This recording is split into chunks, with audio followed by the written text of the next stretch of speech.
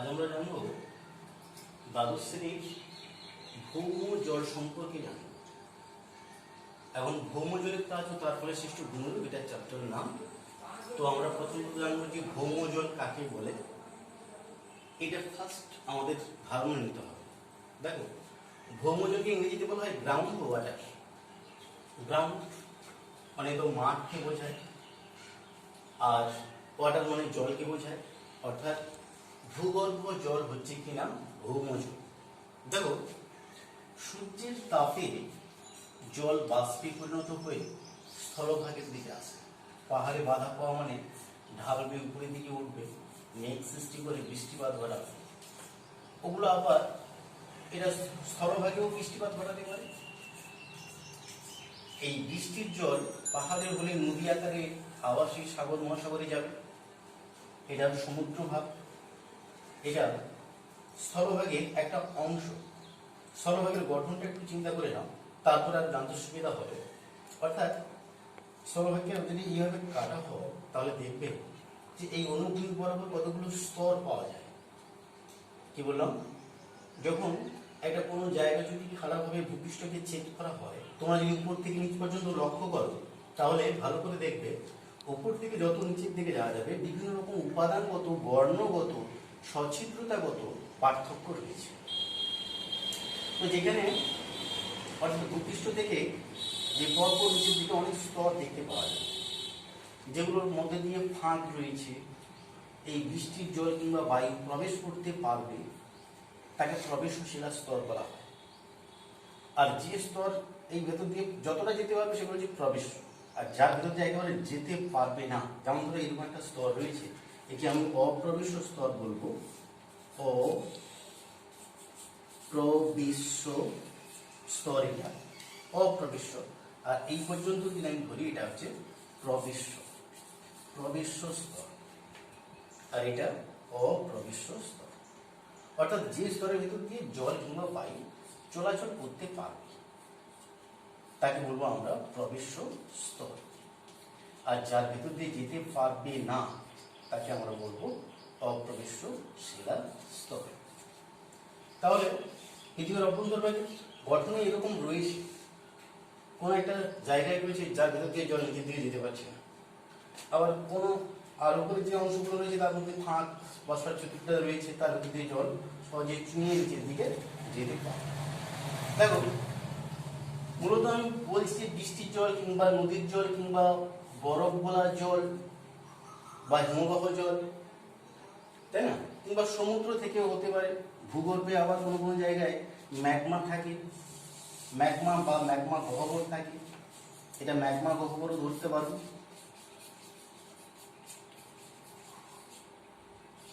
এগুলো থাকে, এগুলো থেকেও গরম জল অনেক সময় বেরিয়ে আসে, পড়ার আগে আগ্নেয়গিরি সৃষ্টি করতে পারে এখানটায়। তো বিষয়টা কি আমরা জানবো যে ভূপৃষ্ঠের বহির্ভাগের বিভিন্ন প্রক্রিয়া দ্বারা সৃষ্ট যে জল, বৃষ্টিপাত হতে পারে, নদী থেকে হতে পারে, বরফ গলা হতে পারে, তাই না, ভূগর্ভ চুঁইয়ে যখন নিচের দিকে গিয়ে একটা নির্দিষ্ট স্তরের উপরিভাগে জমা হয় তাকে আমরা বলবো গ্রাউন্ড ওয়াটার বা ভৌম জল, যেটা আমরা কূপ নলকূপের মাধ্যমে তুলে পানীয় জল হিসেবে ব্যবহার করছি, কিংবা কৃষিকাজেও ব্যবহার করা হয়, বা বহু রকম কাজে ব্যবহার করা হয়। আবার কোনো কোনো সময় এই গরম জল যখন বেরোতে থাকে তাকে কাজে লেগে জলের উৎপাদন করা হয়। আবার বিভিন্ন জায়গায় এই ভূগর্ভের জল বৈচিত্র্যময় ভূমিরূপ সৃষ্টি করে, মূলত কাস্ট অঞ্চলে বৈচিত্র্যময় ভূমিরূপ সৃষ্টি করে। ভৌমজলের গুরুত্ব আমি বলে দিচ্ছি, একটু শুনে নাও।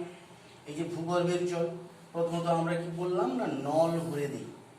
আমাদের যত রকম নলকূপ রয়েছে এই প্রবেশ্য স্তর পর্যন্ত, অর্থাৎ অপ্রবেশের উপরে যেখানে স্থায়ীভাবে ভূগর্ভের জল সঞ্চয় আছে সেই পর্যন্ত নল পাঠিয়ে দিচ্ছি, এখানে আমরা জল তুলে দিচ্ছি, অর্থাৎ খুব নলকূপ আছে জল পাচ্ছি।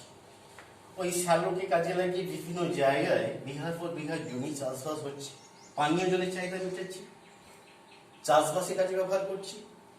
আবার ওই জল চুনাপাথরযুক্ত অঞ্চলের ক্ষয় সঞ্চয় কার্যের মাধ্যমে এই ভৌম জল বৈচিত্র্যময় ভূমিরূপ সৃষ্টি করায়। একটা sink hole, swallow hole, doline এরকম ক্ষয়জাত ভূমিরূপ, একটা গুহার মধ্যে স্ট্যালাকটাইট, স্ট্যালাগমাইট, জিও বা স্তম্ভ ইত্যাদি সৃষ্টি করে। এছাড়া কাস্ট অঞ্চলকে অনুর্বর করে তোলে এই ভৌমজল। আবার কোন জায়গায় গরম জল যখন বেরিয়ে আসছে সেটা উষ্ণ প্রস্রবণ সৃষ্টি করছে, খনিজ মিশ্রিত জল বেরিয়ে এলে খনিজ প্রস্রবণ সৃষ্টি করছে, এগুলো ভৌমজলেরই, তাই না, গুরুত্ব। তো দেখো তাহলে ভৌমজল কাকে বলে বললাম? ভূগর্ভের জল, সে বৃষ্টি হোক, নদী হোক, হিমবাহ হোক, সমুদ্র থেকে হোক, ভূগর্ভে যেখানে জমা হচ্ছে তাকে বলা হচ্ছে ভৌমজল। ভূগর্ভের জলকে ভৌমজল বলে। তাহলে ভৌমজলের ধারণা আশা করি তোমরা পেলে। এবার আমরা জানবো ভৌমজলের উৎসগুলি কি কি রয়েছে, বা উৎসের শ্রেণী বিভাগ আলোচনা করো, সেটা এইভাবে। ভৌমজলের উৎস অর্থাৎ কি আমরা জানবো? ভৌমজলের উৎস সমূহ। এই ভৌমজলের উৎস সম্পর্কে কি কি জানবো? উৎস বা উৎসের শ্রেণী বিভাগ যদি বলা হয়, কতগুলো ভাগ রয়েছে দেখো। প্রথমত যেটা জানবো, ভৌমজলের প্রধান উৎস ধরা হয় আবহিক জল। আবহিক জল। তারপর যদি আমরা বলি সহজাত জল। সহজাত জল উৎস বা প্রকার।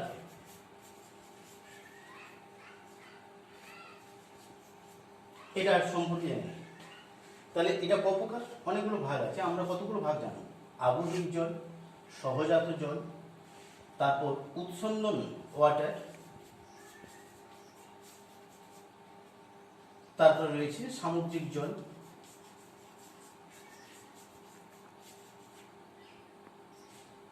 তো দেখো ছোট ছোট করে জেনে নিই।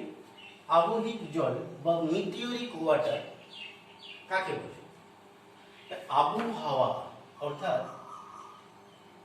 বায়ুমণ্ডলের যে সূর্যের তাপে জল বাষ্প হওয়া, স্থলভাগের দিকে যাওয়া, পাহাড় পর্বতে বাধা পাওয়া, কিংবা জল বাষ্প হয়ে সোজা উপরে উঠে গিয়ে শীতল বাতাসের সংস্পর্শে এসে ঘনীভূত হয়ে মেঘ সৃষ্টি হওয়া, মেঘ থেকে বৃষ্টি ঝরে পড়া, পাহাড়ের ঢালে বৃষ্টি হওয়া, ওই বৃষ্টির জল যখন ভূপৃষ্ঠ চুঁয়ে নিচের দিকে গিয়ে ভূগর্ভে জমা হয়, তখন তাকে আমরা বলবো আবহিক জল বা মিটিওরিক ওয়াটার।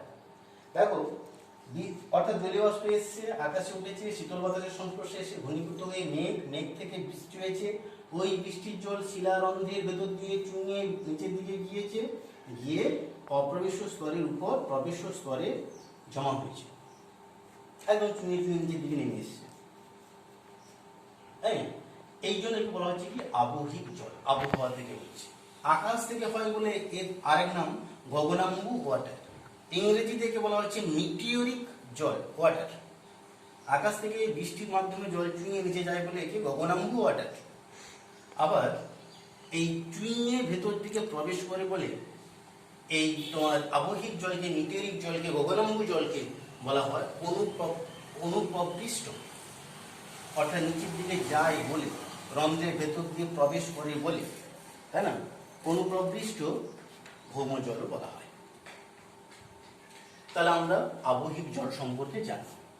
এবার সহজাত জলটা কি, বা কানেক্ট ওয়াটার বা জীবাশ্ম জল বলা হয়। সহজাত জল দেখো, সমুদ্র জলরাশি রয়েছে, এটা যদি ধরে নেওয়া হয় যে সমুদ্রের এদিকে পাট থাকে, তাহলে এতটা জলের অংশ রয়েছে, এতটা জলের অংশ রয়েছে।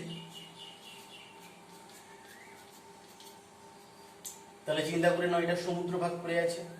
এটা যদি পাড় ধরে নাও, অর্থাৎ স্থলবাহিত নড়িকা করে সে সমুদ্র তলদেশে প্রতি বছর স্তরে স্তরে জমা হচ্ছে।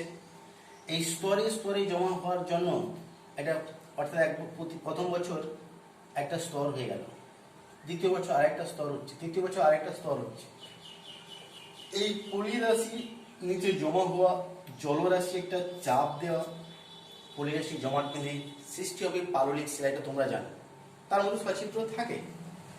আর এই সমুদ্রের লবণ জল যখন চুঁয়ে নিচের দিকে যায়, তাই না, শিলারন্ধ্রের মধ্যে দিয়ে যেতে যেতে ওগুলো পরিশুদ্ধ হয়ে এই পাললিক শিলা স্তরের মধ্যে ভৌমজল সৃষ্টি করে। সমুদ্রের জল না, সেই জল শিলারন্ধ্রের চুঁয়ে চুঁয়ে নিচের দিকে যাবে, যত চুঁয়ে নিচের দিকে যাচ্ছে তত কি হচ্ছে, পরিশোধন হচ্ছে, লবণকণা থেকে যাচ্ছে, জল যাচ্ছে একটা নির্দিষ্ট স্তরে, অর্থাৎ অপ্রবেশ্য স্তরের উপর প্রবেশ্য স্তরের মধ্যে ওই পাললিক শিলাস্তরের রন্ধ্রের মধ্যে জমা হচ্ছে। এই পাললিক শিলাস্তরের রন্ধ্রের মধ্যে থাকার জন্য যেহেতু সমুদ্র থেকে হচ্ছে, হ্যাঁ, অর্থাৎ পাললিক শিলাস্তরের মধ্যে হচ্ছে, পাললিক শিলাস্তরের মধ্যে হওয়ার জন্য একে সহজাত জল বা কানেক্ট ওয়াটার বলে। এটা হচ্ছে সহজাত জল বা কানেক্ট ওয়াটার বা জীবাশ্ম জল বলে। জীবাশ্ম তো কি জানো, এই পাললিক শিলাস্তরের মধ্যে উদ্ভিদ প্রাণীর অবশেষ চাপা পড়লে চাপের তাপে থাকতে থাকতে পাথরে পরিণত হয়, তাকে জীবাশ্ম বলে। তাহলে দেখো এই পাললিক শিলাস্তরের মধ্যে কি ঘটনা ঘটছে না, এই সমুদ্রের নোনা জল চুঁয়ে নিচের দিকে শিলারন্ধ্রের মধ্যে দিয়ে যেতে যেতে যেতে যেতে পরিশোধন হয়ে ভৌমজল সৃষ্টি করলো, সাধু জল, মিষ্টি জল সৃষ্টি হয়ে গেল। পাললিক শিলাস্তরের মধ্যে সৃষ্টি হয় বলে একে সহজাত জল বলে বা জীবাশ্ম জল বলা হয় বা কানেক্ট ওয়াটারও বলা হয়। এবার চলে আসো উৎসন্দন ওয়াটার বা জুভেনাইল ওয়াটার বা magnetic water. Magnetic water, magnetic কেন সেটাই শুনলেই হয়ে যাবে। উৎসন্দন অর্থাৎ উপরের দিকে ক্ষরণ দেয়, অর্থাৎ উঠতে গিয়ে ক্ষরণ, অর্থাৎ উঠতে গিয়ে ক্ষরণ, কথাটা মনে রাখো। ভূগর্ভে উত্তপ্ত তরল ম্যাগমা যদি দুর্বল স্থান পায়, সেই দুর্বল স্থান দিয়ে ফেটে বাইরে বেরিয়ে এসে আগ্নেয়পর্বত সৃষ্টি করে, এটা তোমরা জানো। এই যে ম্যাগমার ঊর্ধ্বমুখী প্রবাহ, ম্যাগমা মানে তরল পদার্থ, তার মধ্যে জল আছে না, আছে, গরম জল রয়েছে। এবার চিন্তা করে দেখো, যদি গরম জল থাকে, ওই গরম জল যখন উঠতে গিয়ে প্রবেশ্য শিলা কি করছে, তাকে জলটাকে টেনে নিচ্ছে, জলটাকে স্তরের মধ্যে টেনে নিচ্ছে।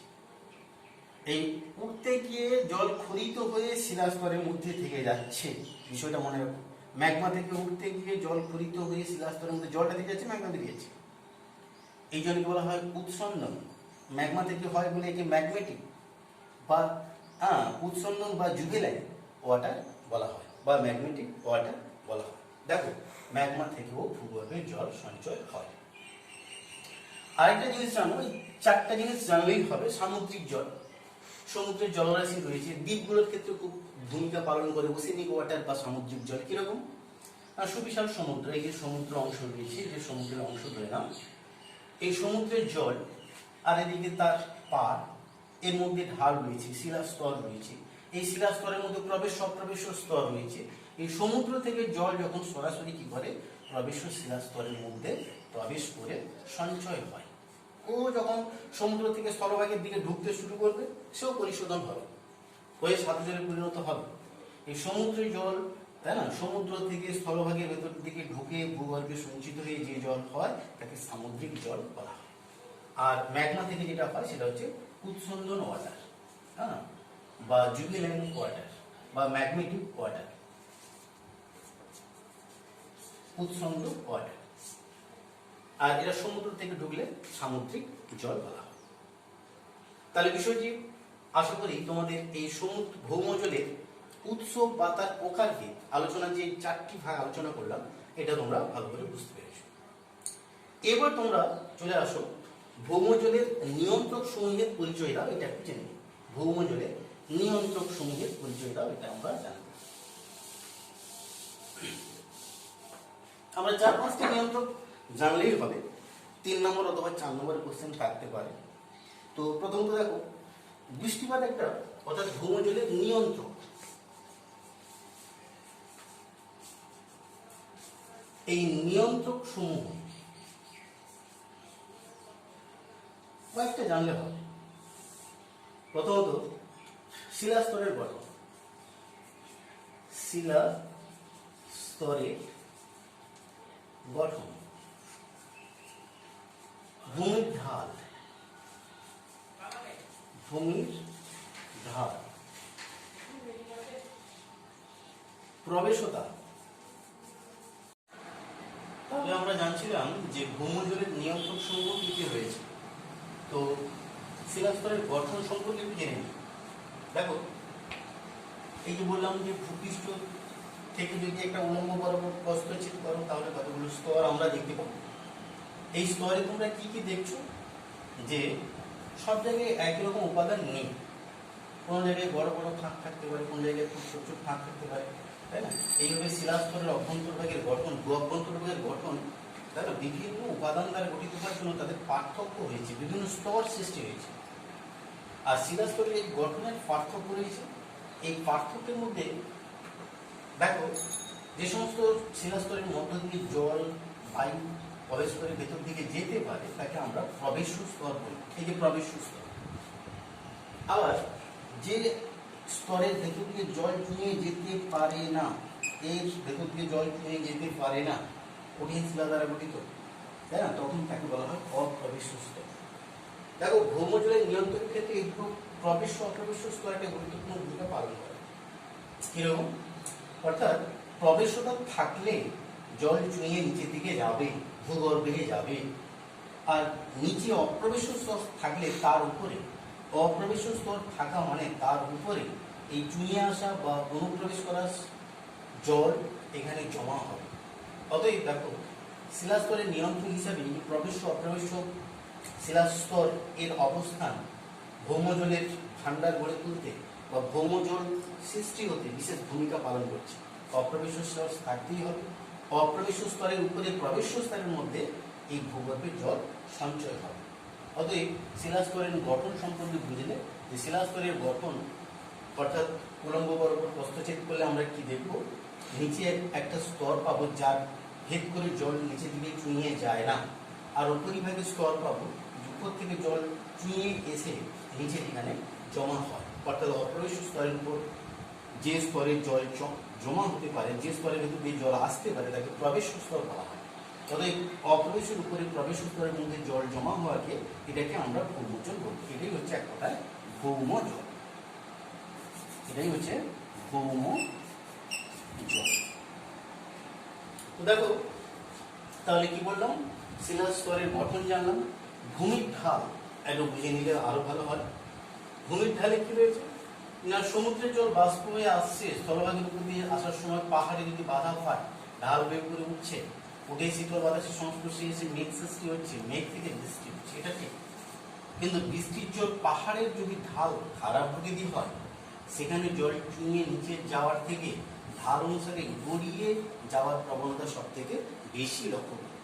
অতএব ভূমির ঢাল যদি খারাপ হয় তাহলে সেখানে ভূগর্ভে জল জমা হবে না, কারণ ভূমির ঢাল অনুসারে সেই জল দ্রুত নিচের দিকে গড়িয়ে যাবে। আর যদি সমতল প্রকৃতি ভূমিরূপ পাও, ধরো এটা সমতল ভূভাগ ছিল, এই সমতল ভূভাগ যে জায়গাটা আছে এখানে বৃষ্টির জল পড়া মানে কি হবে, সে সহজে চুঁয়ে ভেতরে প্রবেশ করবে। তবে দেখো, ভূমির ঢাল ভূগর্ভের জলের ভান্ডারকে নিয়ন্ত্রণ করে। কিরকম? যদি খাড়া ঢাল হয়, পাহাড়ের ঢালে বৃষ্টির জল পড়া মানে বরফ গলার জল কিংবা নদীর জল, সে সরাসরি ঢাল অনুসারে দ্রুত নেমে আসার চেষ্টা করে। অতএব চুঁয়ে যে নিচের দিকে যাবে সেটা পারে না। আর যদি সমতল প্রকৃতির ভূভাগ হয় তাহলে বৃষ্টির জল সহজে চুঁয়ে নিচের দিকে গিয়ে ভূগর্ভে জমা হয়। অতএব ভূমির ঢাল ভৌমজল সঞ্চয়কে বিশেষভাবে নিয়ন্ত্রণ করে। এবার আসো কি জানবো না, প্রবেশতা ও সছিদ্রতা। একটু আগে বলেছিলাম এখানটায় যে ভূপৃষ্ঠের উপরিভাগে যে স্তরগুলো রয়েছে তার মধ্যে যদি প্রবেশতা না থাকে, সছিদ্রতা না থাকে, তাহলে ভূগর্ভে জল কোনোভাবেই সঞ্চয় হবে না। প্রবেশতা মানে কি? অর্থাৎ যে শিলাগুলোর মধ্যে ফাঁক থাকে, যে ওই ফাঁককেই বলা হয় সছিদ্রতা। কোনাগুলো, অর্থাৎ দেখো, যদি মৃত্তিকা ধরো, তার ডাস্ট তুলে আনো, তার বিভিন্ন আকারে কোনা পাবে, কোনটা ছোট কোনটা বড়। এখন তো বালি যদি নাও, তার মধ্যে দেখবে কোনটা ছোট কোনটা বড় রয়েছে। অতএব সেগুলো কি না, বালির মধ্যে ফাঁক ফাঁক আছে। ঠিক একই রকম মাটির উপরি স্তরে দেখবে যে কোনাগুলো আছে তার মধ্যে ফাঁক রয়েছে। এই ফাঁককে বলা হয় সছিদ্রতা, সছিদ্র। অর্থাৎ যে কোনাগুলো রয়েছে ওই কোনাগুলোর মাঝখানে যে গ্যাপ, ওই গ্যাপগুলোকে কি বলা হবে, সছিদ্রতা। আর ওই সছিদ্রতার ভেতর দিয়ে জল কিংবা বায়ু ঢোকা কিংবা বেরোনোর যে ক্ষমতা, সছিদ্রতা হচ্ছে শিলাকণাগুলির মাঝখানে ফাঁক, এ সছিদ্রতা বলে, এটা বিষয়। আর ওর ভেতর দিয়ে জল ঢোকা বেরোনোর যে ক্ষমতা তাকে বলা হবে কি না, প্রবেশতা, প্রবেশ করার ক্ষমতা। ভূগর্ভের জল এই শিলারন্ধ্রের বা সছিদ্রতার ভেতর দিয়ে চুইয়ে এই যে নিচের দিকে প্রবেশ করবে তাকে বলবো আমরা প্রবেশতা। জলেরও হতে পারে, বায়ুরও হতে পারে। দেখো এই সছিদ্রত প্রবেশতা যদি স্বাভাবিক থাকে তাহলে ভূগর্ভের জল বেশি পরিমাণে সঞ্চিত হবে। যদি উপরিভাগে সছিদ্রতা, এই ধরুন এখন প্লাস্টিক দূষণ হচ্ছে, ভূগর্ভের মধ্যে যদি চাপা পড়ে যায় প্লাস্টিক, তাহলে বৃষ্টির জল চুইয়ে এসে নিচের দিকে যেতে পারবে না, প্লাস্টিক বাধা সৃষ্টি করছে। অর্থাৎ সছিদ্রতাকে বন্ধ করে দেয় কে? প্লাস্টিক। অতএব সছিদ্রতা একটা গুরুত্বপূর্ণ ভূমিকা পালন করে ভূগর্ভের জল সঞ্চয় হওয়ার ক্ষেত্রে। 4 নম্বর বিষয়টা, এই 4টা বিষয় জেনে রাখলেই হবে। বৃষ্টিপাত বা অধঃক্ষেপ। অর্থাৎ দেখো ভূগর্ভের সমুদ্রের জল যেমন আসে স্থলভাগের দিকে সোজা উঠে বৃষ্টিপাত হতে পারে, পরিচালন বৃষ্টিপাত। পাহাড়ের গায়ে বাধা পেয়ে শৈলকে বৃষ্টিপাত হতে পারে। এবার বিষয়টা কি দেখছো, দেখো বৃষ্টিপাতের স্থায়িত্ব ভূগর্ভের জলের পরিমাণটাকে নিয়ন্ত্রণ করে। তোমরা চিন্তা করে দেখো, যদি মৃদু মাঝারি মাপের বা মানের বৃষ্টিপাত হয়, অর্থাৎ বৃষ্টির পরিমাণ যদি খুব তীব্র না হয়, তাহলে ওই বৃষ্টির জল বা সহজে চুইয়ে নিচের দিকে যেতে পারবে। অর্থাৎ বৃষ্টির জল মাঝারি গতি পর্যন্ত যদি হয়, তীব্র গতিতে না যদি হয়, তাই না, মুষলধারে বৃষ্টি না হয়, যদি হালকা থেকে মাঝারি মাপের বৃষ্টিপাত হয়, তাহলে রন্ধ্রগুলো বেশিক্ষণ ধরে খোলা থাকবে, ভূগর্ভের জল বেশি পরিমাণে গিয়ে জমা হবে। আর যদি তোমরা চিন্তা করে নাও, যদি তীব্র গতিতে মুষলধারে বৃষ্টিপাত হয়, তাহলে বৃষ্টির জল সজোরে আঘাতের ফলে ছিদ্র রন্ধ্রগুলো বন্ধ হয়ে যাবে, পরিমাণে চাপা হয়ে যাওয়ার ফলে রন্ধ্র বন্ধ হয়ে যাওয়ার জল চুইয়ে নিচের দিকে যেতে পারবে না। সে তখন কি হবে? পৃষ্ঠ প্রবাহ হয়ে যাবে। দেখবে যখন আমাদের অল্প পরিমাণ বৃষ্টিপাত হয়, কিছুক্ষণের মধ্যে দেখবে জলগুলো নিচের দিকে বসে গেছে। যখন অল্প সময় প্রচুর বৃষ্টিপাত হয়, জল নিচের দিকে চুইয়ে যেতে পারে না, রন্ধ্রগুলো বন্ধ হয়ে যায়, তখন কি হয়? পৃষ্ঠ প্রবাহ হয়ে নিচের দিকে অর্থাৎ নিচু জায়গাকে সাগর মহাসাগরে চলে যায়। তাহলে দেখো এই বৃষ্টিপাতের স্থায়িত্ব, বৃষ্টিপাতের প্রকৃতি, বৃষ্টিপাতের ধরন ভূগর্ভের জলের ভান্ডারকে নিয়ন্ত্রণ করছে। যদি হালকা থেকে মাঝারি মাপের বৃষ্টিপাত হয় অনেকক্ষণ ধরে, অনেকক্ষণ নয়, মোটামুটি কিছুক্ষণ ধরে হয়, তাহলে ভূগর্ভের জলের ভান্ডারটা বেশি পরিমাণ হবে। যদি অল্প সময় প্রচুর পরিমাণ বৃষ্টিপাত হয়, রন্ধ্রগুলো বন্ধ হয়ে যাবে, জল পৃষ্ঠ প্রবাহিত হয়ে যাবে, সাগর মহাসাগরে চলে যাবে, কিন্তু চুইয়ে নিচের দিকে যাওয়ার ক্ষমতাটা কমে যাবে। অতএব দেখো এই গেল কিনা ভৌমজলের নিয়ন্ত্রক সমূহের পরিচয়। তাহলে আমরা ভৌমজলের কতগুলো বিষয় জানবো না, ভৌমজল প্রথমত কাকে বলে জেনে নিয়েছি, সঙ্গে সঙ্গে ভৌমজলের গুরুত্বটাও জেনে নিয়েছি, 4-5টা গুরুত্ব আমরা জেনেছি। তারপরে আমরা জানলাম ভৌমজলের উৎসগুলো বা প্রকারদের জন্য উৎসের প্রকার, প্রত্যেকে ভৌমজলটা সৃষ্টি হয়, ভূগর্ভে জল সৃষ্টি হয় কোন কোন জায়গা থেকে জেনে নিয়েছি। এখন জানলাম ভৌমজল, এই যে ভূগর্ভের জল কোন কোন মাধ্যমের দ্বারা এখানে নিচে জমা হয়, নিয়ন্ত্রকগুলো কার কার দ্বারা ভূগর্ভের জল জমা হবে, তাই না, সেই বিষয়গুলো অর্থাৎ নিয়ন্ত্রক সমূহ আমরা জেনে নিলাম। তো এখন আমরা একটু জেনে নেই যে ভৌম জলস্তরের শ্রেণী বিভাগ সম্পর্কে একটু জেনে নিতে হবে। এটা একটা কোশ্চেন পড়েও থাকে বা এগুলো থেকে আবার পার্ট কোশ্চেন হয়। তো আমরা প্রথমত জেনে নিই যে ভৌম জলস্তরের শ্রেণী বিভাগ বা ভৌম জলস্তরকে কয়টি ভাগে ভাগ করবো। তো তার আগে শুনে নাও, ভৌম জলস্তরের যে স্তরটা কি সে তো জানা গেছে, যে বৃষ্টির জল চুইয়ে নিচের দিকে যেটা আসবে, সে যখন এই শিলার রন্ধ্র ভেদ করে ভেতর দিকে যাচ্ছে, একটা সুনির্দিষ্ট স্তরের উপর সে সঞ্চিত হচ্ছে।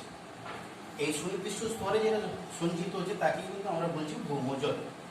তো একটা নির্দিষ্ট স্তর অতিক্রম করে নিচের দিকে এসে আবার একটা স্তরে বাধা পাওয়ার পর সে উপরে জমা হচ্ছে, এইভাবে ভৌমজল হচ্ছে।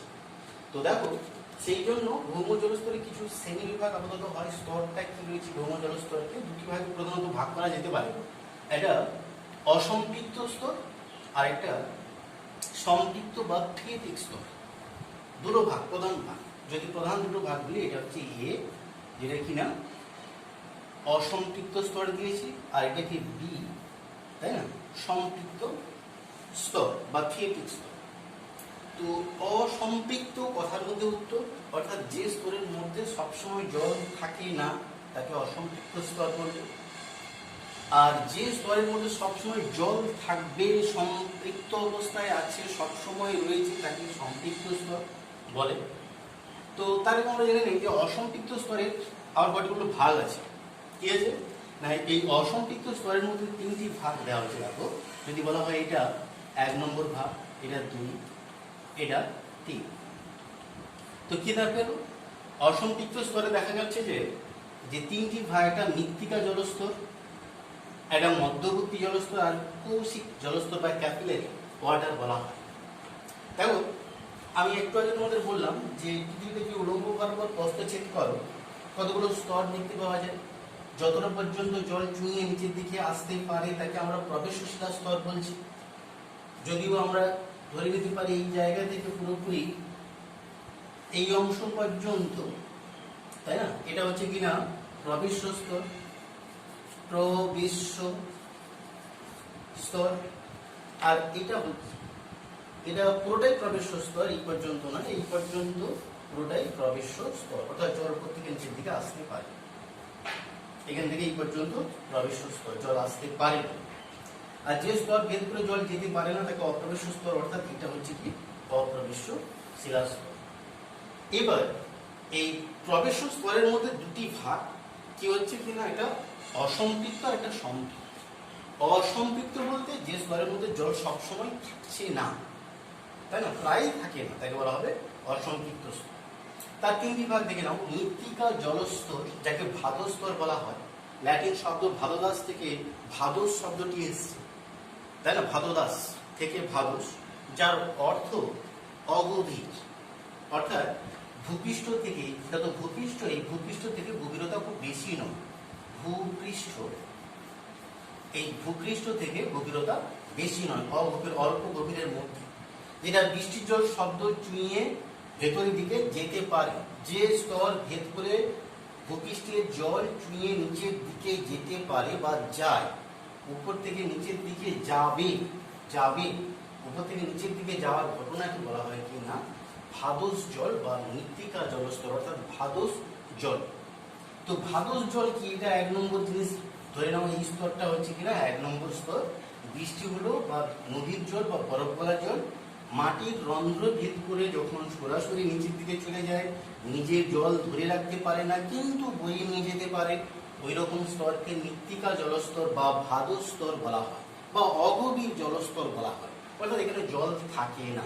বিষয়টা এইটুকু মনে রাখো। ভাদোস স্তর কি, ভাদোস জল কি, এটা 2 নম্বর কোশ্চেন থাকতে পারে। অর্থাৎ তোমরা কি বলবে, এই বৃষ্টির জল, নদীর জল, হিমবাহের জল প্রভৃতি যখন ভূপৃষ্ঠের রন্ধ্র ভেদ করে নিচের দিকে যায়, যে স্তরের ভেতর দিয়ে চুঁয়ে নিচের দিকে চলে যায়, যে স্তরের ভেতর দিয়ে চলে যাচ্ছে, অর্থাৎ যে স্তর জল ধরে রাখতে পারে না কিন্তু পাঠিয়ে দিতে পারে, নিচের দিকে পাঠিয়ে দিতে পারে, তাকে বলা হবে কি ভাদোস জল। জলটাকে পাঠিয়ে দিলে ভাদোস জল। আর এই যে স্তরের ভেতর দিয়ে যাচ্ছে তাকে বলা হয় ভাদোস স্তর। অর্থাৎ এটা একরকম প্রবেশ স্তর, যার ভেতর দিয়ে জল যাচ্ছে কিন্তু থাকছে না। অতএব আমরা মৃত্তিকা জলস্তর বা ভাদোস স্তর জানলাম। এবার কৌশিক স্তর জেনে নিলে মধ্যবর্তী স্তর জানলে খুব সুবিধা হবে। কৌশিক স্তর কি, দেখো নিচের দিকে যেখানে অপ্রবেশ স্তর রয়েছে, সেই অপ্রবেশ স্তরের উপর প্রবেশ স্তরের মধ্যে উপর থেকে আসা, অনুপ্রবেশ করা জলরাশি সঞ্চিত হয়েছে ভৌম জলরূপে, ভৌম জলরূপে জমা হয়েছে। তাহলে এই যে ভৌম জলস্তরকে বলা হয় সম্পৃক্ত স্তর বা বি স্তর। এটা হচ্ছে কি না বি স্তর। আর এইখান থেকে এই পর্যন্ত অংশ তোমার কি না এ স্তর, এই পর্যন্ত এ, এইখান থেকে, আর এই অংশটা হচ্ছে কি বি স্তর বা কেটিক স্তর। তো একটু জানার বিষয় রয়েছে, কি রয়েছে তোমাদের, যে কৌশিক স্তরটা কি না এই স্থায়ী সম্পৃক্ত স্তরের উপরিভাগে যে স্তরের মধ্যে জল সবসময় তো থাকছে না, তাই না, কিছু সময় থাকতে পারে, সব সময় থাকে না। আবার ওই স্তর থেকে জল অনুস্রাবন প্রক্রিয়ায়, অর্থাৎ প্রস্বেদন প্রক্রিয়ায়, ধরো সূর্যের তাপে যখন বাষ্প হয় নিচ থেকে উপরের দিকে উঠতে পারে, উপরের দিকে যেতে পারে, নিচ থেকে উপরের দিকে যেতে পারে, ওই রকম সময়কে বলা হবে কি মানে জলকে বলা হবে। অর্থাৎ যারা নিচ থেকে উপরের দিকে যায়, স্থায়ী সম্পৃক্ত থেকে কিছুটা বাষ্প হয়ে উপরের দিকে যাওয়ার একটা প্রবণতা সৃষ্টি করে, তাকে কি বলবো কৌশিক জল বা ক্যাপিলারি ওয়াটার। তাহলে কৈশিক জল কি বিষয়টা জানলাম। কৈশিক জল আবার শুনে নাও, অর্থাৎ কি দাঁড়ালো, এই যে নিচে স্থায়ী সম্পৃক্ত স্তর রয়েছে, তার উপরে স্তর যেখান থেকে জল কি হয় চুইয়ে উপরের দিকে ওঠে। এই নিচ থেকে উপরের দিকে যে উঠছে, তাই না, বা প্রস্বেদন প্রক্রিয়ার উপরের দিকে যে একটা টান সৃষ্টি হয়, ওই রকম স্তরকে বলা হয় কিনা, হ্যাঁ, কৈশিক স্তর বা ক্যাপিলারি ওয়াটার, মানে গ্রাউন্ড ওয়াটার লেভেলও বলা যেতে পারে। এবার দেখো উপরে রয়েছে কিনা মৃত্তিকা জলস্তর বা ভাদ্র স্তর, নিচে রয়েছে কি এটা 3 নম্বর, হ্যাঁ, কৈশিক স্তর, তাই না, তারই মাঝখানে রয়েছে 2 নম্বর স্তর হিসাবে কি না তোমার মধ্যবর্তী স্তর, অর্থাৎ উপরে আর্দ্র স্তর আর নিচে, হ্যাঁ, এও অনেকটা আর্দ্র স্তর, তার ঠিক মধ্যবর্তী স্তরকে আমরা কি বলবো না মধ্যবর্তী, হ্যাঁ, জলস্তর, ভৌম জলস্তর বলবো। এবার দেখো তাহলে আমরা অসম্পৃক্ত স্তরের 3টে স্তর সম্পর্কে জেনে নিলাম। এবার সম্পৃক্ত বা থিয়েটিক স্তর, থিয়েটি একটি গ্রিক শব্দ, থিয়েটিক, যার অর্থ কিন্তু কূপ বা নলকূপ। অর্থাৎ দেখো আমি একটু এর মধ্যে বলেছিলাম যে এই উপর থেকে আমরা নল ভূপৃষ্ঠ পর্যন্ত, ভূগর্ভ পর্যন্ত পাঠিয়ে দিই, কতদূর পর্যন্ত, ভৌম জলস্তর পর্যন্ত, যেখান থেকে জল আমরা তুলে নিতে পারি, তাই না, পাম্পের সাহায্যে হোক, তাই না, তুলে নেই, সেটাই হচ্ছে কি না সেই লেভেল পর্যন্ত যে পাঠিয়ে দিতে হয় সেটা হচ্ছে কি তোমার সম্পৃক্ত স্তর বা থিয়েটিক স্তর। থিয়েটিক কথার অর্থ হচ্ছে কূপ। তাহলে কূপ অর্থাৎ নলকূপ কথাটা মনে রাখো। দেখো এই থিয়েটিক স্তরের দুটি ভাগ ধরা যেতে পারে, কারণ কি এর উপরের দিকের একটা অংশ ধরে নাও, যেটাতে কি হয় না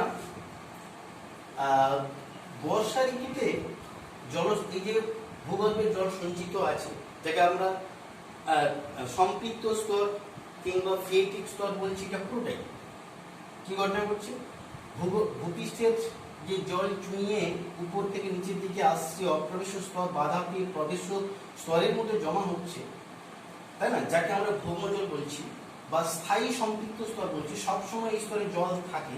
এর আবার দুটো ভাগ হয়, কিরকম, একটা সাময়িক সম্পৃক্ত স্তর আর স্থায়ী সম্পৃক্ত স্তর। এই সম্পৃক্ত স্তরের দুটো ভাগ, সাময়িক অর্থাৎ সব সময় থাকে না, কিছু সময় জল থাকে। দেখো বর্ষাকালের সময় অতিরিক্ত বৃষ্টিপাত হয়, যখন অতিরিক্ত বৃষ্টিপাত হয় তখন ওই জলের স্তরের উচ্চতা বাড়তে শুরু করে, যে ভূগর্ভে জল জমা হয়েছে, বেশি পরিমাণে জল আসবে, সে উপরের দিকে বাড়বে, আর ভূগর্ভ থেকে উপরের দিকে যতটা বেশি বাড়বে এই বাড়বে এবং ভৌমজল স্তরটা তখন উচ্চতা বেড়ে যায়। আবার যখন গ্রীষ্মকাল আসে বা শীতকাল আসে, বর্ষাকালের পরে যখন শীতকাল আসবে, তারপর গ্রীষ্মকাল আসবে, তখন অতিরিক্ত জল যে ক্যাপিলারি ওয়াটার হিসাবে যখন বেড়ে যাবে বা কৈশিক জল হিসেবে যখন উপরের দিকে বেড়ে যাচ্ছে, তখন ওই জলস্তরটা নেমে আসে। যেটা বর্ষা ঋতুতে নিচ থেকে উপরের দিকে উঠে যায়, সেটা শীত বা গ্রীষ্মের পরে সেটা আবার নিচের দিকে নামে। অর্থাৎ যে স্তরটা জল সবসময় থাকে না, বর্ষা ঋতু ছাড়া অন্য সময় থাকে না, তাকে সাময়িক বলা হয়। কিছু সময়কালের জন্য জল থাকলে তাকে সাময়িক স্তর বলা হয়। অর্থাৎ আমি যদি এটাকে পুরোটাকেই, এটা পুরোটা যদি আমার কি স্তর হয়, সম্পৃক্ত হয়, তাহলে এই স্তরটি হবে কি না সাময়িক সম্পৃক্ত স্তর, সাময়িক স্তর। আর নিচে যে স্তরের মধ্যে জল সব সময় থাকে, স্থায়ীভাবে থাকে, তাকে বলা হবে স্থায়ী সম্পৃক্ত স্তর। তো এই স্থায়ী সম্পৃক্ত স্তর পর্যন্ত আমাদের এই যে পানীয় জলের জন্য যে নলকূপ তৈরি করা হয়, নল আমাদের এই পর্যন্ত পাঠাতে হয়, তাই না, এখানে পাঠালে আমরা সবসময় নলকূপ থেকে জল পাই। অতএব দেখো আমরা কি দেখলাম, ভৌম জলস্তরের শ্রেণীবিভাগ অবশ্য মনে রাখবে, তাই না, ভাদ্র স্তর কি আর থিয়েটিক স্তর কি। ভাদ্র স্তর আর থিয়েটিক স্তর 2 নম্বরের কোশ্চেন থাকে। আর আমরা কোন স্তর থেকে পানীয় জল বা ভৌম জল পাই, সেটার ক্ষেত্রে তোমরা মনে রাখবে যে স্থায়ী সম্পৃক্ত স্তর থেকে বা স্থায়ী থিয়েটিক স্তর থেকে আমরা পানীয় জলটা পেয়ে থাকি। অতএব আমরা ভৌম জলস্তরের শ্রেণীবিভাগ বা স্তর বিন্যাস সম্পর্কেও ধারণা পেলাম। এখন আমরা একটু জেনে নেই অ্যাকুইফার কি। এটা তোমাদের 2 নম্বর কোশ্চেন থাকে। অ্যাকুইফার একটা ল্যাটিন শব্দ, অ্যাকুই, এ কিউ ইউ এ, অ্যাকুয়া, তাই না? আর ফার, FERO, ফারো, ফেরো থেকে এসছে। অ্যাকুয়া কথার অর্থ জল, আর ফেরো কথার অর্থ ধারণ করা বা বহন করা, ধারণ করা বা বহন করা, ধারণ করা। অর্থাৎ অ্যাকুইফার কি? একটি ল্যাটিন শব্দ অ্যাকুয়া আর ফেরো। অ্যাকুয়া কথার অর্থ জল, ফেরো কথার অর্থ ধারণ করা। তাহলে দেখো, অর্থাৎ যে স্তর জল ধরে রাখে বা জল বহন করে, অর্থাৎ জল ধরে রাখে সবসময় জল, তাকে অ্যাকুইফার বলে। একটা চিত্র দেখো কি রয়েছে না, এটা ভূমিরূপ রয়েছে, তার উপর থেকে নিচ পর্যন্ত কতগুলো স্তরে বিভক্ত। একদম নিচের দিকে যেটা রয়েছে অপ্রবেশ্য স্তর, যার ভেতর দিয়ে জল চুঁয়ে যেতে পারে না, জল এই পর্যন্ত সে বাধা পাবে, চুঁয়ে নিচের দিকে যেতে পারবে না। বৃষ্টিপাতের মাধ্যমে জল উপর থেকে চুঁয়ে যে স্তর মধ্যে দিয়ে আসে তাকে প্রবেশ্য স্তর বলা হয়। এটা অসম্পৃক্ত স্তর বা ভাদো স্তর বলে, অর্থাৎ এর ভেতর দিকে জল চুঁয়ে সহজে নিচের দিকে চলে আসতে পারে, এর ভেতর দিকে জল সহজে চুঁয়ে চলে আসতে পারে, তাই না? এটা আবার সবিরাম, মানে মোটামুটি সময় থাকে। আবার অবিরাম, এটা সবিরাম, কিছুটা সময় এই স্তরে জল থাকে, সব সময় থাকে না, সবিরাম সম্পৃক্ত স্তর।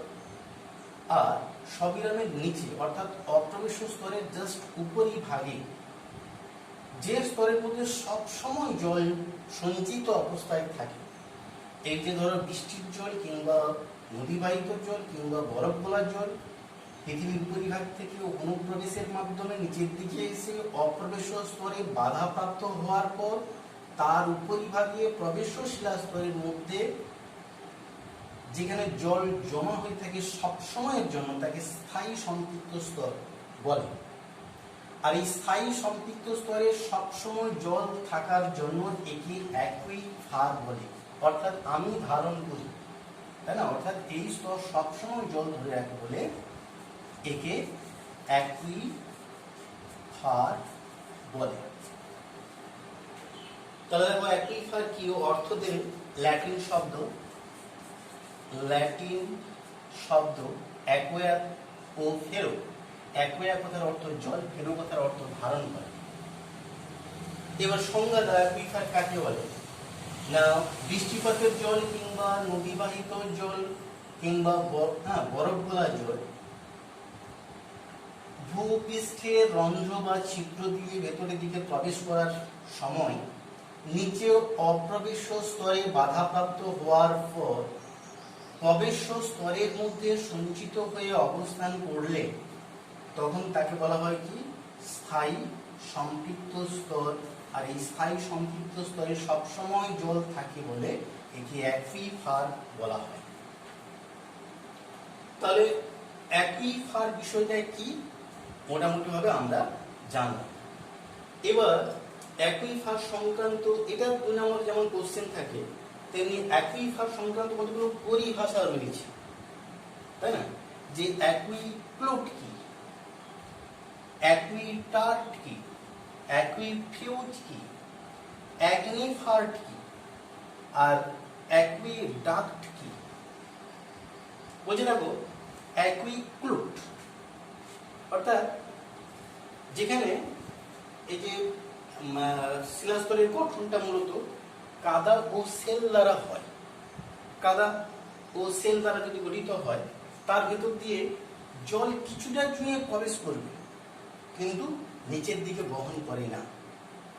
অর্থাৎ যে স্তর কি করে জল নিজের মধ্যে প্রবেশ করাতে পারে, নিচের দিকে পাঠাতে পারে না, নিচে অল্প পরিমাণে জল ধরে রাখতে পারে, তাকে অ্যাকুইক্লুট বলে।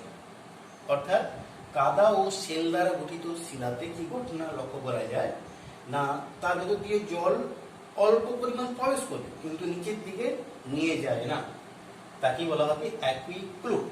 এটা মনে রাখতে হবে, অ্যাকুইক্লুট। জানলাম অ্যাকুইক্লুট কি। এবার দেখো অ্যাকুইটার্ট কাকে বলে। বলছে ওই ভূপৃষ্ঠের ভূভাগের গঠন যদি কাদা বালি দ্বারা গঠিত হয়, কথাটা মনে রাখো, কাদা বালি দ্বারা গঠিত হলে তার মধ্যে কি হবে, জল প্রবেশ করবে এবং খুব অল্প পরিমাণ জল বহন করতে পারবে। যদি কাদা বেশি থাকে, বালি কম থাকে, তার মধ্যে কি হবে, চিটচিটে ভাব, আঠালে ভাব আসবে, অর্থাৎ তার ভেতরে জল অল্প প্রবেশ করবে এবং খুব অল্প পরিমাণে বহন করতে পারবে। বেশি পরিমাণে জল বহন করতে পারে না, খুব অল্প পরিমাণে জল বহন করে তাকে বলা হবে অ্যাকুইটার্ট। কথাটা মনে রাখো, অ্যাকুইটার্ট কি বলছি না, কাদা বেশি বালি কম এরকম শিলাস্তর গঠনে, তাই না, এই যে ভূগর্ভের জল যেখানে জমা হবে সেই স্তরের মধ্যে জল অল্প পরিমাণে প্রবেশ করবে এবং খুব কম পরিমাণে জল নিচের দিকে যেতেও পারবে, ওইরকম স্তরকে অ্যাকুইটার্ট বলে। তারপরে দেখো অ্যাকুইফিউজ কাকে বলে, এই যে গ্রানাইট ব্যাসল্ট নিস একেবারে অপ্রবেশ্য, যার উপরেই জল থাকতে পারে, যার মধ্যেও প্রবেশ করে না, নিচের দিকে নিয়ে যায়, অর্থাৎ অ্যাকুইফিউজ। কথার অর্থ কি বলছি, অর্থাৎ যে সমস্ত অপ্রবেশ্য শিলায় তার মধ্যে জলও প্রবেশ করতে পারে না এবং নিচের দিকে যেতেও পারে না, তার উপরে জল থাকতে পারে, যেমন গ্রানাইট ব্যাসল্ট নিস এরকম শিলা দ্বারা গঠিত অঞ্চলে বা শিলাকেই বা এরকম ভূভাগের গঠনকেই কি বলা হবে, অ্যাকুইফিউজ বলা হবে। অ্যাকনিফার্ট এটা কি না, অ্যাকনিফার্ট হচ্ছে দেখো কাদা মাটি দ্বারা গঠিত শিলাস্তর, যার মধ্যে ভূগর্ভের জল অল্প পরিমাণ জমা থাকে এবং যে স্তর থেকে আমরা খুব অল্প বা সামান্য পরিমাণ জল পাবো তাকে অ্যাকনিফার্ট বলে। আর অ্যাকুইডাক্ট বলতে ওটা একরকম কৃত্রিম পথ, অর্থাৎ যার ভিতর দিয়ে জল, অর্থাৎ যদি একটা নল পোতা হয়, তার ভিতর দিয়ে কিছু উপর থেকে জল পাঠানো হয়, নিচে নলের অগ্রভাগে যদি ছিদ্র থাকে, যেটা আমরা ভৌম জল তুলি গ্রাউন্ড থেকে, ওরকম একটা যদি পথ তৈরি করে দিই, উপর থেকে জল দিই, নিচে জল প্রবেশ করানো হয় কিংবা নিচ থেকে জল বের করানো হয়, ওইরকম কৃত্রিম নলপথকে বা পথকে বলা হবে অ্যাকুইডাক্ট। অ্যাকুইডাক্ট হলো একরকম কৃত্রিম পথ, যার দ্বারা উপর থেকে জল নিচে প্রবেশ কিংবা নিচ থেকে উপর দিকে জল তোলা সম্ভব হবে, তাকে অ্যাকুইডাক্ট বলে। তো অ্যাকুইফারের কিছু প্রকারভেদ রয়েছে, এটা আমাদের জানার প্রয়োজন রয়েছে। অ্যাকুইফারের প্রকারভেদ এগুলো সচরাচর হয়তো লাগে না, তবু অল্প করে একটু ধারণা রাখে। যেমন ধরো, মুক্ত জলবায়ু স্তর কাকে বলে, আবদ্ধ জলবায়ু স্তর কাকে বলে, স্থানীয় জলবায়ু স্তর বা পার্চাট জলবায়ু স্তর, তিনটে ভালো করে জানতে হবে। সচিদ্র জলবায়ু স্তর, সম্পূর্ণ আবদ্ধ জলবায়ু স্তর, আদর্শ জলবায়ু স্তরটা কি, এই যে অ্যাকুইফারের প্রকারভেদ হিসাবে এই কতগুলো ভাগ। দেখো, মুক্ত, আবদ্ধ, স্থানীয় কথার মধ্যে উত্তরগুলো রয়েছে। যেমন ধরো, এখানে একটা চিত্র দেখো, রয়েছে অপ্রবেশ্য শিলাস্তর, একদম ভূপৃষ্ঠ পর্যন্ত রয়েছে, পৃথিবী পৃষ্ঠ। তারপরে রয়েছে একটা প্রবেশ্য জলস্তর, প্রবেশ্য স্তর, আর একটা তারপরে রয়েছে অপ্রবেশ্য স্তর। তার মানে কি দাঁড়াবে, নিচে অপ্রবেশ্য, উপরে অপ্রবেশ্য, মাঝখানে প্রবেশ্য, আর এই প্রবেশ্য স্তর ভূপৃষ্ঠে উন্মুক্ত রয়েছে। যখন মেঘ থেকে বৃষ্টি ঝরে পড়বে, সেই প্রবেশ্য স্তরের মধ্যে জল সঞ্চিত হবে। অতএব নিচে অপ্রবেশ্য, উপরে অপ্রবেশ্য, মাঝখানে প্রবেশের মধ্যে জল কি সঞ্চয় হচ্ছে। দুই অপ্রবেশ্য দ্বারা প্রবেশ্য স্তরের মধ্যে জল সঞ্চিত হচ্ছে বলে একে আবদ্ধ জলবাহী স্তর বলে। একে আবদ্ধ জলবাহী স্তর বলে। আবদ্ধ জলবাহী স্তর কথাটা মনে রাখবে। অর্থাৎ দেখো, আবার বলছি, অপ্রবেশ্য স্তর, প্রবেশ্য স্তর, অপ্রবেশ্য স্তর। এই প্রবেশ্য স্তরটা ভূপৃষ্ঠে উন্মুক্ত আছে, ভূপৃষ্ঠে উন্মুক্ত থাকার জন্য বৃষ্টির জল চুইয়ে প্রবেশ্য স্তরের মধ্যে জমা হচ্ছে। অর্থাৎ উপর ও নিচে অপ্রবেশ্য স্তরের মাঝখানে প্রবেশ্য স্তরের মধ্যে জল থাকার জন্য একে আবদ্ধ অ্যাকুইফার বলা হয়। তো তারপরে দেখো, এই উপরে অপ্রবেশ্য স্তরের জাস্ট উপরে এই অল্প পরিমাণে জায়গায় প্রবেশ্য স্তরের মধ্যে জল জমা রয়েছে। এই জলের কি হয়েছে না, দেখো ভূপৃষ্ঠের এখানেই শেষ, অর্থাৎ ভূপৃষ্ঠ আর এটা কি প্রবেশ্য স্তর, নিচে অপ্রবেশ্য স্তর। অর্থাৎ এই প্রবেশ্য স্তরের একদিকে ভূপৃষ্ঠে উন্মুক্ত রয়েছে, একদিকটা ঢাকা রয়েছে আর একদিকটা উন্মুক্ত রয়েছে। এই জন্য কি ঘটনা করছে না এই যে তোমার প্রবেশ স্তর যেটা জল নিয়ে আসছে বা জমা হচ্ছে প্রবেশ স্তরের মধ্যে, ওই জলের একটা অংশ এদিক দিয়ে ফোয়ারার আকারে বা প্রস্রবণী আকারে বেরিয়ে যেতে পারে। তো এই জন্য একে কি বলা হবে, মুক্ত জলবায়ু স্তর বা মুক্ত অ্যাকুইফার। ও দ্বারা মনে রাখো, মুক্ত অ্যাকুইফার কি না, অপ্রবেশ স্তরের উপর প্রবেশ স্তর রয়েছে এবং ওই প্রবেশ স্তর একদিকে ভূপৃষ্ঠে উন্মুক্ত রয়েছে, খোলা আছে, মুক্ত আছে। ওইখানে যে বৃষ্টির জল চুইয়ে যখন প্রবেশ করছে, ওই জলের কিছু অংশ এখানে ফোয়ারার আকারে বেরিয়ে যেতে পারে। এই জন্য কি বলা হয় মুক্ত জলবায়ু স্তর। আবার কোনো অপ্রবেশ স্তরের মধ্যে যদি কোনো একটা জায়গায় ভেতরে চামচের ন্যায় একটা অংশে অল্প পরিমাণ জল, ভৌম জল জমা হয়, অর্থাৎ ভূপৃষ্ঠের জল চুইয়ে এসে, হ্যাঁ, ওই অপ্রবেশ স্তরের মধ্যে যদি চামচের ন্যায় বা ছোট গামলার ন্যায় অংশে জল কিছু জমা হয়ে থাকে, তাই না, তখন তাকে কি বলা হবে স্থানীয় জলবায়ু স্তর বা স্থানীয় অ্যাকুইফার বা পারচার্ড অ্যাকুইফার। পারচার্ড অ্যাকুইফার এই টার্মটা মনে রাখতে হবে, অনেক কোশ্চেন ব্যাংকে এই টার্মটা রয়েছে। তো বিষয়টা কি, স্থানীয় অ্যাকুইফার বিষয়টা বুঝলে কোনো, অর্থাৎ দেখো অপ্রবেশ স্তর, এটাও অপ্রবেশ স্তর, সেই অপ্রবেশ স্তরের মাঝখানে কোনো একটা জায়গায় চামচের ন্যায় অংশ প্রবেশ স্তর রয়েছে, ওখানে জল, বৃষ্টির জল চুইয়ে জমা হলে তখন তাকে বলা হচ্ছে কি স্থানীয় জলবায়ু স্তর বা পারচার্ড জলবায়ু স্তর। আর সছিদ্র জলবায়ু স্তর মানে, অর্থাৎ যদি ছিদ্র থাকে জল চুইয়ে নিচে গিয়ে জমা হয় তখন তাকে বলা হবে, অর্থাৎ সরাসরি যখন সছিদ্রের মধ্য দিয়ে জল চুইয়ে ছিদ্রের মধ্যে জমা হবে তখন তাকে বলা হবে সছিদ্র জলবায়ু স্তর। আর সম্পূর্ণরূপে আবদ্ধ বলতে গেলে তো একদিকে খোলা আছে, তাই না, যদি এটাও কঠিন শিলা দ্বারা ঢাকা হয়ে যায় তাহলে কি দাঁড়াবে, তখন এটা সম্পূর্ণরূপে আবদ্ধ জলবায়ু স্তর থাকবে। আর আদর্শ জলবায়ু স্তর বলতে একটা অনুভূমিক বিষয়টা হবে, তখন এই ঢাল যদি সমান্তরাল হয়, অর্থাৎ নিচে অপ্রবেশ স্তর, আগের ছবিটায় চিন্তা করো, আগের ছবিতে তোমার যে অ্যাকুইফার যেটা বলেছিলাম, ওই রকম জায়গায় যে জলটা জমা হয়ে আছে তাকে বলা হবে আদর্শ জলবায়ু স্তর। এই আদর্শ জলবায়ু স্তর থেকে আমরা কূপ নলকূপের সাহায্যে জল পাই। আবদ্ধ রাখো, অ্যাকুইফারের প্রকারভেদে মুক্ত, আবদ্ধ, স্থানীয় তিনটি কথা ভালো করে মনে রাখার খুব প্রয়োজন আছে। অতএব আর বিষয়গুলো একটু করে জানার দরকার আছে। আপাতত আমরা অ্যাকুইফার সম্পর্কেও জানলাম এবং ভৌম জলের ডিটেলস পরিচয় আজকে আমরা জেনে নিলাম।